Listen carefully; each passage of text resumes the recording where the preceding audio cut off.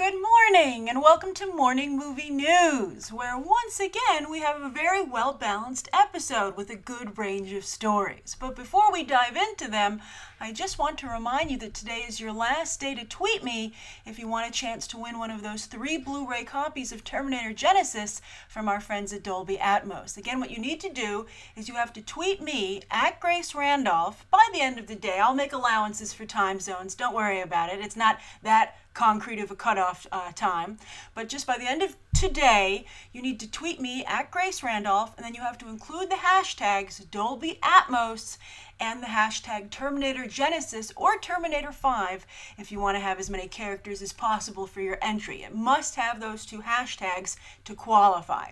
Then with your remaining characters, please tell me why you think the Terminator franchise will die. And of course, you'll get to hear the iconic "I'll be back" in Dolby Atmos sound design. So they're very proud of the work they've done on that film, and I'd like to thank them once again for giving me 3 Blu-ray copies of the film to give to you. And actually, I have to say, I'm impressed that so many people are interested in a copy of Terminator Genisys. So I think right there that speaks very highly for the power of the franchise and its appeal. So break a leg, all of you, or break a finger, I guess, because it's tweeting. I don't want to jinx any of you, and I look forward to reading your tweets. So many great ones have already come in. All right, so let's get on to today's stories. The first one, I'm sure some of you are like, why won't 50 Shades die? But 50 Shades won't die anytime soon because it just generated so much money. I mean, something that is that lucrative is going to be kept around. But it's been really unfortunate what's happened to 50 Shades because it was so successful. You know, it's like it's a movie that it's almost failed despite its success, right? Like we're talking something made over 500 million worldwide, yet I think everyone's ashamed to be involved with it. So for that reason, when they're making the remaining 2 films of the trilogy, 50 Shades Darker and 50 Shades Freed, it was just reported that they're going to shoot them back to back, I guess, before anyone could change their mind and bail out again. So we've already lost, the screenwriter and also Sam Taylor Johnson, who directed. And I reviewed 50 Shades, and I thought there was really some, excellent stuff there. I thought it was a very interesting movie, as I've said many times before, about a gold digger. I think that as we get more and more women working in entertainment, you see not only more diverse portrayals of women, different types of women, but also very frank ones, right? A view on the opportunism of some women that's not very usually addressed by mainstream society. I guess maybe it's something that women whisper about, privately, although as I've said before, Kanye West does have an entire song about she's a gold digger, and I think that that's kind of the anthem of 50 Shades of Grey, and that's just how far she's willing to go to get this billionaire who happens to still be available because he's quirky. I still remember during the negotiation sequence feeling bad for Christian Grey because he was so clearly out of his depth and had no idea how manipulative Anastasia Steele really is. So it's fascinating to watch. But as we know at this point, Sam Taylor Johnson and E.L. James, the writer, did not get along. And I've heard some of their disagreements because it's been very, strongly documented because it was such a successful movie and then had such a blow up afterwards anyway. You would think after a movie succeeds, everybody would be like, I forgive you. But they were like, no, I hate you. So I think that in some cases Sam Taylor Johnson was correct in the choices that she made, and sometimes E.L. James was correct in the choices that she made. And I think that their partnership really underline the importance of being creatively challenged by those around you. You don't want it to get contentious, as it obviously did here, but if everyone around you is a sycophant, aka a yes man, you're not going to be pushed to do your best, right? If everyone's just like, oh, you're such a genius, and maybe that's what happened to Guillermo del Toro on Crimson Peak. You're not going, yes, by the way, that's not doing anyone any favors. It's like you, I want to spare their feelings, or I just don't think that's respectful. What's really disrespectful and really going to hurt? When their movie bombs. But this movie, again, did not bomb. Anyway, the way it's coming together, James Foley, largely from TV director, is going to direct both of them. He's agreed to direct both. I would liken him to David Yates, like a real non-name director who comes onto these big franchises, but because they're such company men, they become hugely important to them. Like David Yates is doing Fantastic Beasts and Where to Find Them. Even though he torpedoed Tarzan, Warner Brothers is still hiring him. I'd be like, it was nice working with you, Yates. Why don't you fix up Tarzan before I give you anything else to do? But it just shows how risky these franchises are, and they don't want to, at least, take the monster right, rather than the unknown quantity of a new director. But E.L. James has won a battle as a writer. Well, she can't write it herself, but her husband, Neil Leonard, who actually does have professional screenwriting credits, and not shabby ones either, like legitimate credits, he is going to come in and do the script for the last two. But again, I hope he challenges his wife, and if she's into the stuff in 50 Shades, she shouldn't mind a little bit of, a rough discussion with her husband at the very least. Because I think that E.L. James does need to be challenged. I think her work was not sophisticated, but the movie was. She's infamous for having typos in her work. So we're not talking about someone who's really detail-oriented, and also just someone who's willing to be a perfectionist, right? And that's something you really need with a movie. I think that's something that Sam Taylor Johnson brought to the table. So hopefully James Foley and Neil Leonard, it would be a shame if she couldn't get along with the other people because they were also women. That would be really sad. But now that she's working with these two men, that's such a sad commentary. But anyway, maybe it'll work out. I'm disgusted. But anyway, I'm finally disgusted by 50 Shades of Grey. So anyway, the movies are coming out February 10th, 2017 and February 9th, 2018. And just to clarify, I have no problem with men and women working together, but I don't like the idea that E.L. James would be more easygoing and not combative with people she was working with and collaborating with if they were men because she thought they were sexy, or there was, one was her husband and the other one she liked flirting with, because clearly, she's a very sexually oriented person.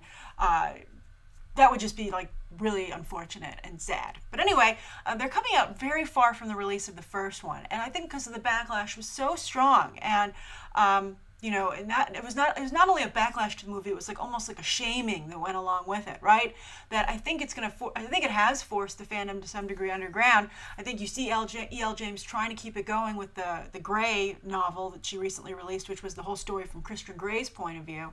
But I just don't know if it's going to be 2 years later. I think it's really a shame they couldn't make their original release date. I mean, Deadpool and Zoolander 2 are sitting on it right now. But I think 50 Shades, on Valentine's Day, maybe could have taken them, because those are two Derek Zoolander, but Deadpool's more male-oriented. But anyway, I think the curiosity factor is gone, and they're going to have to, I think the casting of the remaining characters would have to be so good and have such name-strong talent that would re-energize people's interest, even the mainstream's interest in the film. So get out that checkbook, Universal. You're going to have to pay two people a lot of money to be Mrs. Robinson and Christian Grey's nemesis and Anastasia's or Anna's future employer. All right, so anyway, speaking of casting, let's move on to the second story of the day, and I'm sure some of you are like, not soon enough, or you probably just skipped to this anyway. But I'm telling you, 50 Shades of Grey, if you want to be into the business of Hollywood, you can't write that off because it's such a huge hit. All right, so Thor Ragnarok. Now, this movie's coming together in a way that makes it something we might actually want to see, which is such a pleasant surprise considering the first two Thors. I will never forget Thor the Dark World, Thor 2, convincing people to go and being like, oh, come on, it's a Marvel movie, please go with me, and then having to apologize to them once the movie was over. And I've talked to other people, other comic book fans and movie fans, who've had the exact same experience. They had to apologize to friends for putting them through that. So I think that's a fun side question today. What's a movie that you talked friends into going to who weren't like big moviegoers or big like genre fans, and then when it was over you were like, man, am I gonna have a hard time convincing them to see another one of these, and you had to like profusely apologize and make it up to them? I know you have one, because I have actually, I think like a couple. So anyway, friends, so I don't want to go off on a side tangent for too long. Let's talk about Thor Ragnarok. So it's looking very green. So first, of course, we have the Hulk coming on board. It's always been a little green with Loki, but now Mark Ruffalo's Hulk is going to be there for some kind of cosmic road trip, they're saying.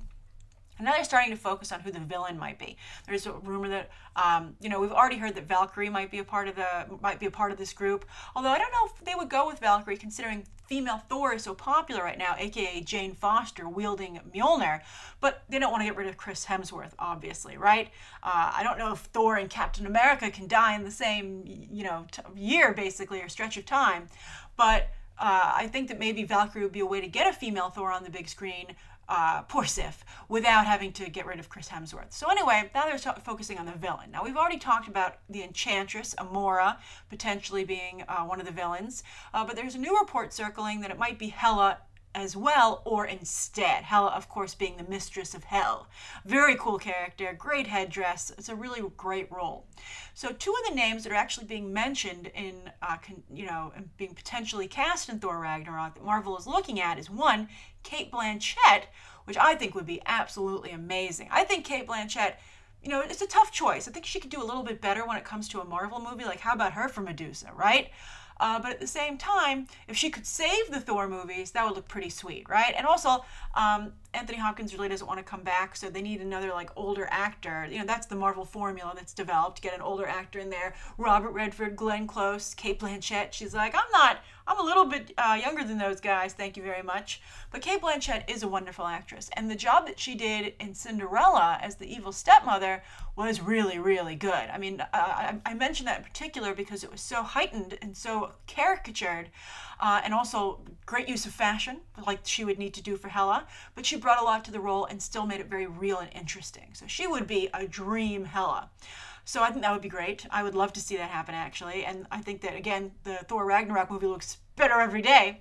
But then also, interestingly, some people are saying Beyonce might come in here, either as Valkyrie or Amora. She could be Hela, but I don't think she'd be as good a Hela. I think if she were Hela, it would seem a little bit like she was putting on a stage show, for one of her concerts.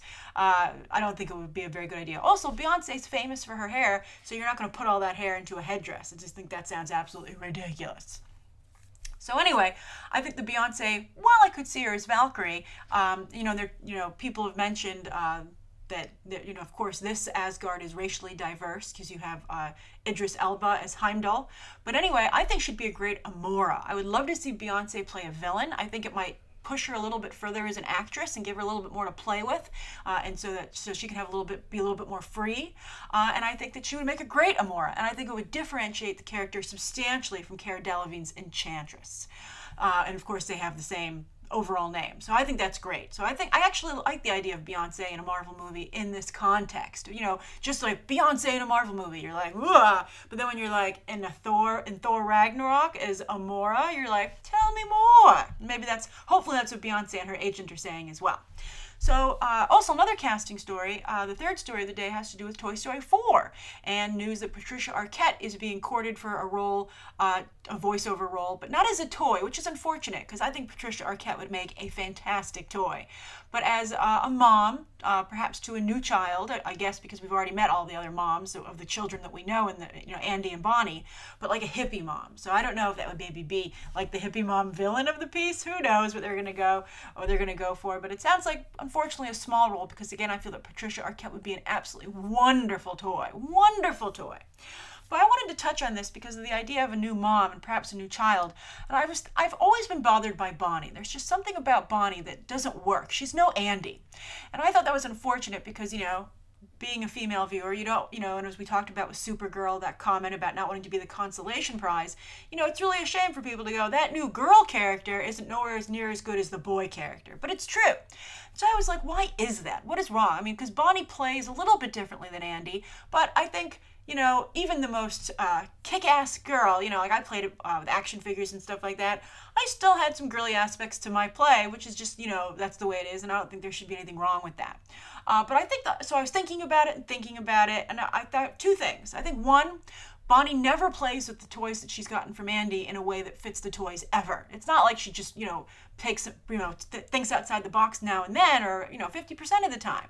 It's really like you get the feeling like these really are toys that she got from Andy, hand-me-down toys. They are not the toys she would have purchased on her own right, that would have been given to her as a gift, right? Like, Bonnie got these toys because they're the only ones she could get, and she has to make do with them. And I think that's very clear in her interactions with them. We've really only seen it at the end of Toy Story 3, but we've seen it more in the specials, that have come out, the TV specials, Hawaiian Vacation and Toy Story of Terror. But anyway, the last thing is that with Andy, a big part of the story was that he loved Woody.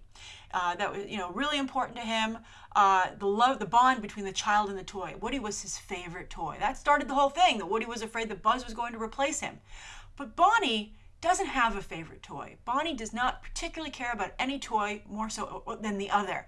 And I think that, again, shows. There's just no real connection. You get the feeling that Bonnie would be perfectly content if someone were to take all of her toys and get her new toys, she would get over the loss of the original toys, or this group of toys, pretty quickly. And I think that that really, undercuts the franchise. So I hope that they can fix that, and maybe they're aware of that, and maybe that's why they're like, okay, for this new Toy Story 4, this is something we have to fix with a new kid and a new mom. All right, so anyway, let's get on to the viewer question from Susie Clark. And Susie Clark also decided to get my attention with the crazy first 3 words, unicorn rainbow poo. And I was like, what? And then I was like, Susie, well played. So Susie, I think, has a good question. And also she used the poo and rainbow emojis. I almost said emoji. And I thought that was great. So very, very clever, Susie. All right, so Susie says, hi, Grace. I was just wondering how you think that they will tackle the supernatural elements that happen in Daredevil. I believe she means like Iron Fist, etc. Do you think they'll go with what they did in Thor? It just basically says science is, magic that Earthlings, magic is science that Earthlings haven't discovered yet.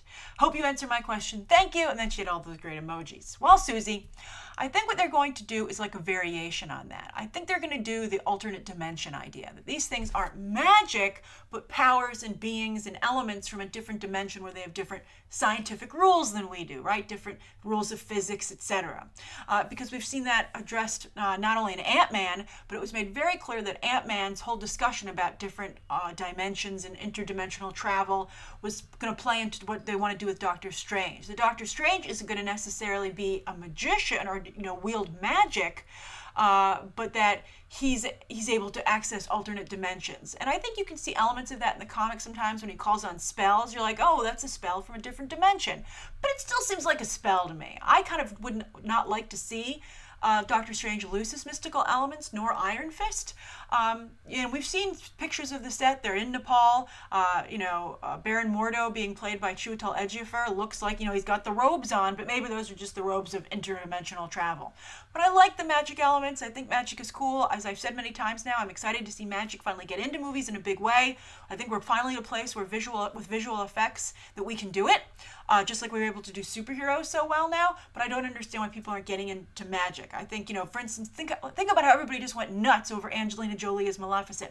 A big part of that wasn't just her performance and how she looked, but the magic that she wielded. Like with the green, and Angelina Jolie, to her credit, would sit down with the visual effects department and walk them through all of the rendering of her magical effects to talk them through what she was thinking and how she saw it going when she was actually doing the performance. So, and that paid off, by the way. I mean, you might think, I'm sure the visual effects guy was like, get out of here, Jolie, let me do my job. But I think at the end of the day, again, pushing each other creatively, it really worked. I hope they had a nice relationship, but I'm sure somewhere in the back of his mind he was like, nobody else does this. But I think it really worked out for the best.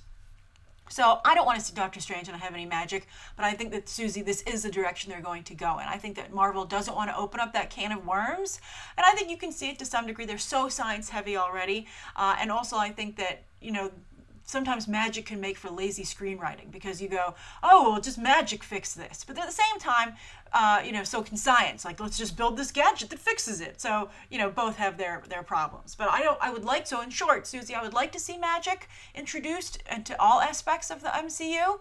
But I believe they're going to go with the magic is just science we don't understand yet, but with the asterisks of now it's because of alternate dimensions. It's not, and I guess Asgard is another dimension, come to think of it, but now we're talking about, different planes of dimension that coexist on top of each other, not the world tree situation that you have to take a rainbow bridge to.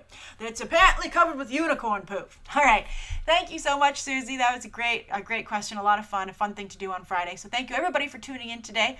Please write down below what you think of today's top 3 stories, Susie's question, not only what you think they'll do, but how you feel about it with magic in the MCU. And then also don't forget to tweet me, and I'll see you on Monday, and let me know any stories you'd like to see covered and any questions that you might have. Thanks for watching. Bye.